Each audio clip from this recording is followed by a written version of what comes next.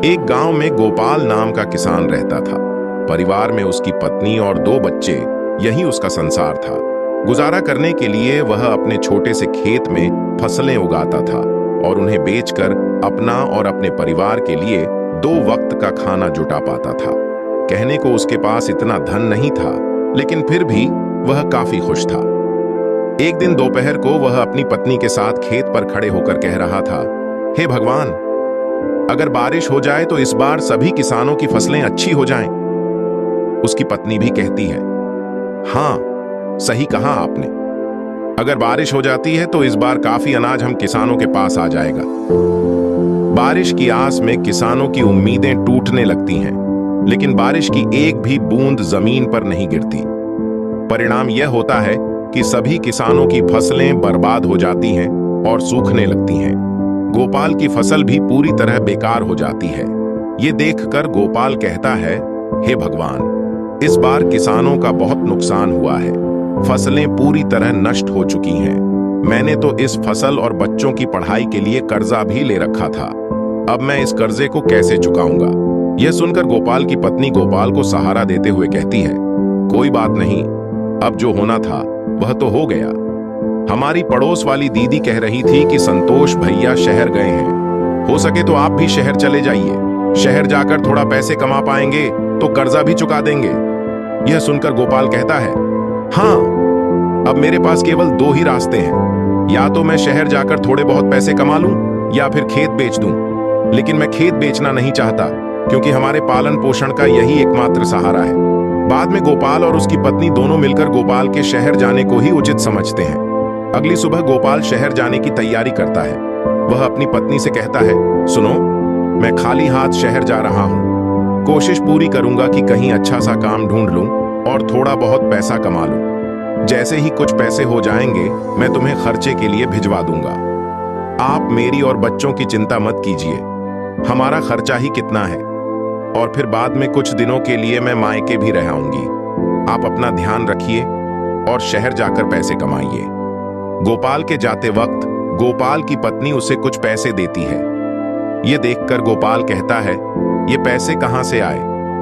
गोपाल की पत्नी कहती है, मैंने थोड़ा थोड़ा करके यह पैसे जमा किए थे अपने बुरे वक्त के लिए। अब शायद इनका सही वक्त आ चुका है। यह लीजिए, रखिए। गोपाल थैला उठाता है, इसी में उन पैसों को रख लेता है और शहर के लिए रवाना हो जाता है। शहर पहुंचकर वह काम ढूंढना शुरू करता है, लेकिन पूरा दोपहर काम की तलाश करते करते वह थक जाता है, लेकिन काम नहीं मिलता है। उसके बाद वह एक बगीचे में जाकर पेड़ की छांव में बैठ जाता है। वहीं पास में 2 जेब कतरे आपस में बात कर रहे होते हैं। सुन बे चंगुल, 3 दिनों से कोई भी मुर्गा हाथ नहीं लगा है। लगता है इसके पास काफी माल है। इस बार खाली हाथ लौट कर नहीं आना है। सही कहा मालिक, आपकी निगाहें तो बहुत तेज हैं। चल, अब तारीफ करना बंद कर और काम पर लग जा। मैं इसे बातों में उलझा लूंगा और तू इसका थैला लेकर एक 9-11 हो जाना। मालिक, वह सब तो ठीक है, लेकिन 1-9-11 नहीं, 9-2-11 होना है। बकवास बंद कर और काम पर लग जा। उनमें से एक जेब कतरा गोपाल के पास जाकर उससे बात करने लगता है। अरे श्याम बाबू, कैसे हो? बड़े दिनों बाद दिखाई दिए हो। अरे भाई, आप कौन? मैं तो आपको जानता भी नहीं हूं, और मेरा नाम श्याम बाबू नहीं, मेरा नाम तो गोपाल है। अरे हाँ, तभी मैं कहूं कि मैं तुम्हारा नाम भूल रहा हूं। अच्छा, और बताओ क्या हाल है? अरे क्या बताऊं भैया, गांव से शहर आया हूं काम की तलाश में, लेकिन काम मिल नहीं रहा। अगर आप मुझे जानते हो तो मेरे लिए कोई काम ही बता दो। इन दोनों की बातचीत हो ही रही थी, तभी चंगुल गोपाल का थैला लेकर 9-2-11 हो जाता है। पहला जेब कतरा कहता है, अरे भाई, लगता है पहचानने में गलती हो गई। चलो मैं चलता हूं। अजीब लोग हैं शहर के, पहले खुद ही जान पहचान का दिखावा करते हैं और बाद में खुद ही अनदेखा करने लगते हैं। इतने में गोपाल की नजर अपने थैले की ओर पड़ती है, लेकिन वहां पर थैला न देखकर वह काफी निराश हो जाता है और कहने लगता है, शहर के लोग तो बड़ा ही निर्दय है, गरीब के थैले को भी नहीं छोड़ते। वह भगवान से प्रार्थना करता है कि वही उसकी मदद करे। इतने में गोपाल के पीछे से एक दर्द भरी आवाज आती है, बचाओ, बचाओ। गोपाल उस आवाज को सुनते हुए पीछे मुड़ता है और देखता है कि वहां एक घायल व्यक्ति जमीन पर नीचे पड़ा हुआ है।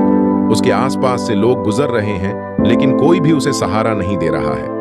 गोपाल तुरंत जाकर उस व्यक्ति को बैठाता है और उसकी घायल स्थिति को देखकर तुरंत हॉस्पिटल ले जाने का इंतजाम करता है। हॉस्पिटल ले जाकर वह डॉक्टर से बात करता है। डॉक्टर साहब, इन्हें देख लीजिए, ये बहुत घायल है और दर्द के मारे कराह रहे हैं। डॉक्टर उस व्यक्ति की हालत देखता है और कहता है, तुरंत इलाज शुरू करना होगा। इसके लिए तुम्हें कुछ पैसे काउंटर पर जमा करने होंगे। ये सुनकर गोपाल आश्चर्य में पड़ जाता है और डॉक्टर से कहता है, डॉक्टर साहब, आज सुबह ही मैं शहर आया हूं काम की तलाश में, लेकिन काम तो मिला नहीं। ऊपर से मेरा थैला भी किसी ने चुरा लिया। मेरे पास अब कोई पैसा नहीं है। मैं खुद भूखा काम की तलाश में इधर उधर घूम रहा था, लेकिन तभी मुझे ये जमीन पर घायल पड़े दिखाई दिए और मैं इन्हें हॉस्पिटल लेकर आ गया। डॉक्टर उस व्यक्ति का तुरंत इलाज शुरू कर देते हैं और कुछ समय बाद बाहर निकलते हैं। तभी गोपाल अपनी जेब से एक पर्स निकालता है जो उसे घायल व्यक्ति को हॉस्पिटल लाते हुए उसकी जेब से गिरते हुए मिल गया था। वह उसे डॉक्टर को दिखाते हुए कहता है, ये लीजिए डॉक्टर साहब, ये इन्हीं का पर्स है। मैंने तो इसे खोला भी नहीं है। देख लीजिए, शायद इसमें पैसे हों। डॉक्टर उस पर्स को चेक करता है तो उसमें बहुत सारे आईडी कार्ड और क्रेडिट कार्ड होते हैं। जब डॉक्टर उनकी आईडी कार्ड को चेक करता है तो उसे पता चलता है कि यह तो शहर के सबसे अमीर आदमी है। वो तुरंत गोपाल से कहता है, अच्छा हुआ जो तुम इन्हें हॉस्पिटल लेकर आ गए। तुम जानते हो ये शहर के सबसे बड़े आदमी हैं? मुझे नहीं पता, मैंने तो अपना फर्ज निभाया है। डॉक्टर गोपाल को शाबाशी देता है और कहता है, कल सुबह इन्हें होश आ जाएगा। तुम कल सुबह आकर इनसे मिल सकते हो। और वापस इलाज वाले कमरे में चला जाता है। गोपाल रात भर उस गार्डन में ही सोता है और सुबह होते ही वह हॉस्पिटल वापस आ जाता है। गोपाल डॉक्टर से पूछता है, डॉक्टर साहब, अब इनकी तबीयत कैसी है? डॉक्टर कहता है, अब बिल्कुल ठीक है, तुम इनसे मिल सकते हो। डॉक्टर उस व्यक्ति से गोपाल का परिचय कराते हुए कहता है, ये गोपाल जी हैं, इन्होंने ही आपकी जान बचाई है। घायल स्थिति में यही आपको हॉस्पिटल लेकर आए थे। यह सुनकर गिरधर जी घायल व्यक्ति कहते हैं, धन्यवाद मेरी जान बचाने के लिए। तुम हो कौन और क्या करते हो? तभी गोपाल कहता है, मैं गांव से शहर आया हूं एक अच्छे से काम की तलाश में, लेकिन अभी तक मुझे कोई भी काम नहीं मिला है। मेरे ऊपर कर्जा है। मैं उस कर्ज से मुक्त होने के लिए शहर पैसे कमाने के लिए आया हूं। गिरधर जी यह सोचकर हैरान हो जाते हैं कि यह व्यक्ति इतनी परेशानी में होते हुए भी मुझे हॉस्पिटल लेकर आया। वह कहते हैं, मुझे यह जानकर बहुत अच्छा लगा कि इस समय में भी तुम जैसा अच्छा और ईमानदार इंसान है। एक काम करना, कल मेरी छुट्टी है तो तुम कल सुबह ठीक इसी समय आना। मेरे पास तुम्हारे लिए काफी अच्छा काम है। गोपाल शुक्रिया अदा करते हुए वहां से चला जाता है और अगले दिन ठीक उसी समय हॉस्पिटल पहुंचता है। हॉस्पिटल से वे दोनों गिरधर जी के घर के लिए रवाना हो जाते हैं। घर में प्रवेश करते वक्त गोपाल उनके एक बड़े से महल और बड़ी बड़ी गाड़ियां देखकर हैरान रह जाता है और सोचता है कि यह व्यक्ति कितने अमीर होंगे। गोपाल अंदर जाकर सोफे पर बैठ जाता है। तभी गिरधर जी नौकर से उसके लिए पानी और खाने के लिए कुछ लाने को कहते हैं। गिरधर जी कहते हैं, गोपाल तब तक तुम कुछ खा पी लो, तब तक मैं 15 मिनट में आता हूं। गोपाल खा पीकर थोड़ा आराम करता है। तभी गिरधर जी आते हैं और कहते हैं, गोपाल शहर के बाहर मेरी एक बड़ी फैक्ट्री है जिसमें खेती से जुड़े उत्पाद बनाए जाते हैं। खाने पीने का कोई झंझट नहीं है। वहां पर तुम्हें खाने पीने को सब मिलेगा, रहने को घर मिलेगा। अगर तुम सहमत हो तो तुम इस काम को कर सकते हो। गोपाल कहता है, यह तो मेरे लिए बहुत ही अच्छी बात है। वैसे भी मैं एक किसान हूं। खेती बाड़ी के बारे में मुझे बहुत अच्छे से पता है। मैं इस काम को अच्छे से कर पाऊंगा। गिरधर जी कहते हैं, तुम चाहो तो अपने परिवार को भी यहां लाकर रह सकते हो।